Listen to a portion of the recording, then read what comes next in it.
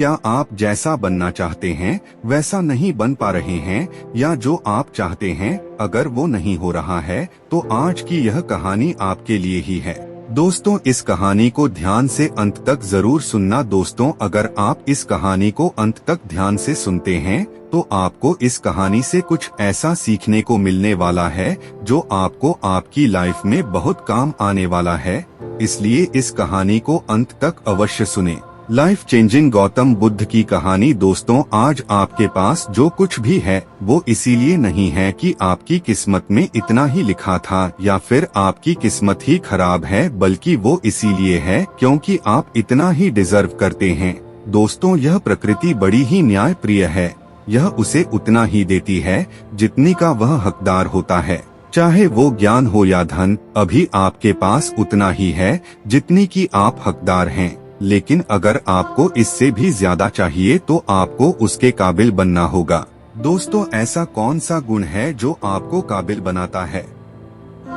क्या आप उस गुण के बारे में जानना चाहते हैं?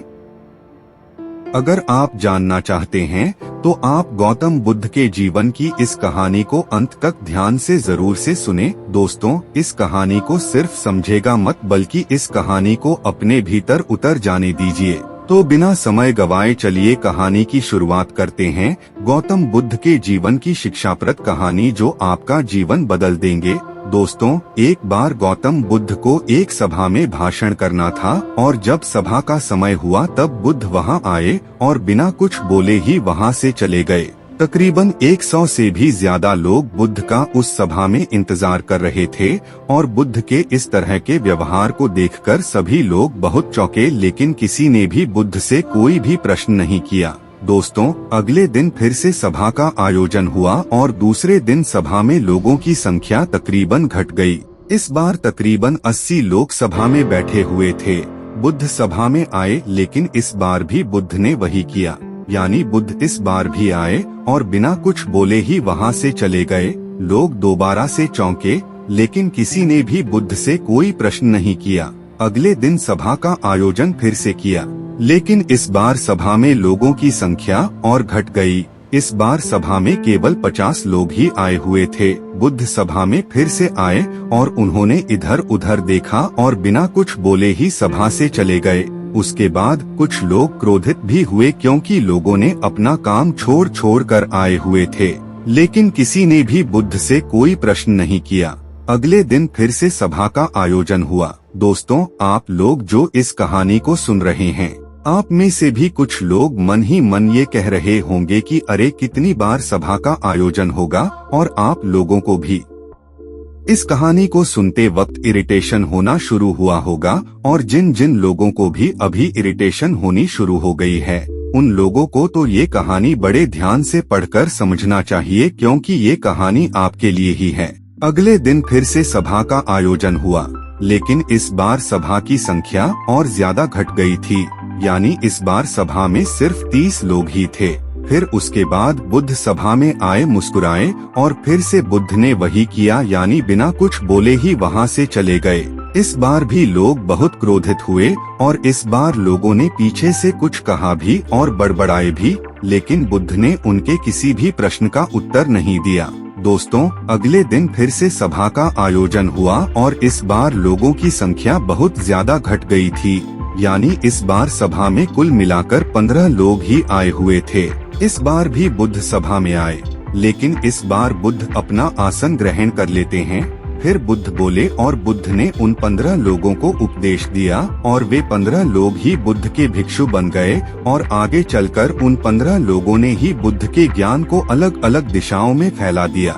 फिर एक दिन बुद्ध से किसी ने पूछा कि बुद्धा, आप कई दिनों तक बिना बोले ही सभा से क्यों चले जाते थे? फिर बुद्ध कहते हैं कि मैं उन लोगों को खोज रहा था जो लायक थे, यानी कि पहले दिन 100 से भी ज्यादा लोग आए हुए थे। उसमें से ज्यादातर लोग सिर्फ आए हुए थे, उन्हें मेरे उपदेश से कोई भी मतलब नहीं था। वे बस आ गए थे और उसमें से ज्यादातर लोग सिर्फ देखने और सुनने आए हुए थे कि सभा में क्या होता है।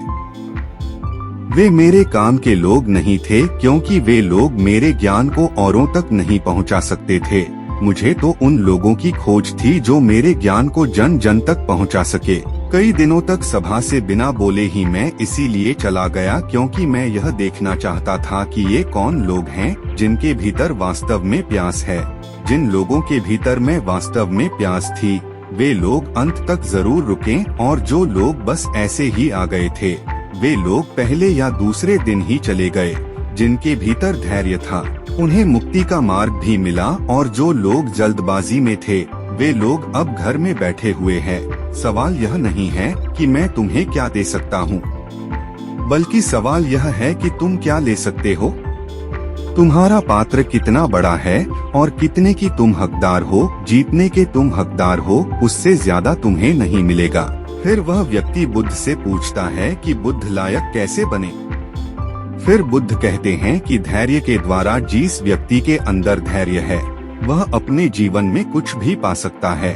सभा में जितने भी लोग आए हुए थे और उसमें से अंत तक वहीं रुके जिनके अंदर धैर्य था। चाहे तुम्हारे जीवन में तुम्हारा लक्ष्य जो कुछ भी हो, लेकिन तुम बिना धैर्य के सफलता के चरम तक नहीं पहुंच सकते।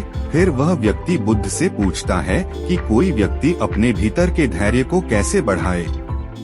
बुद्ध कहते हैं कि निरंतर अभ्यास के द्वारा हम अपने भीतर के धैर्य को बढ़ा सकते हैं। जैसे कोई व्यक्ति जब ध्यान करना शुरू कर देता है तो उसका मन उसके सामने कई सारे अड़चने लाता है, लेकिन उसका धैर्य उसे एक दिन उसके लक्ष्य तक जरूर पहुंचा देता है। फिर वह व्यक्ति बुद्ध से कहता है कि मैं समझ गया बुद्ध, मैं समझ गया, यानी मुझे धैर्य के साथ निरंतर अभ्यास करने की आवश्यकता है। दोस्तों, अब आपको समझ आ गया कि आपके पास वो क्यों नहीं है जो आप पाना चाहते हैं, क्योंकि आप उसके लायक नहीं हैं। आप लायक तभी बनेंगे जब आप अपने भीतर धैर्य को बढ़ाएंगे। और धैर्य कैसे बढ़ेगा? धैर्य बढ़ेगा निरंतर अभ्यास के द्वारा। और अभ्यास कौन करेगा? अभ्यास करेंगे आप, तो फिर करते क्यों नहीं? दोस्तों, खुद से ईमानदारी के साथ एक प्रश्न जरूर पूछिए कि जो आप भविष्य में बनना चाहते हैं उसके लिए क्या आप धैर्य के साथ काम कर रहे हैं। दोस्तों, अगर उसका उत्तर नहीं है तो अपनी असफलता के लिए जिम्मेदार आप खुद होंगे। दोस्तों, आज की यह गौतम बुद्ध की शिक्षाप्रद कहानी आपको पसंद आई होंगी।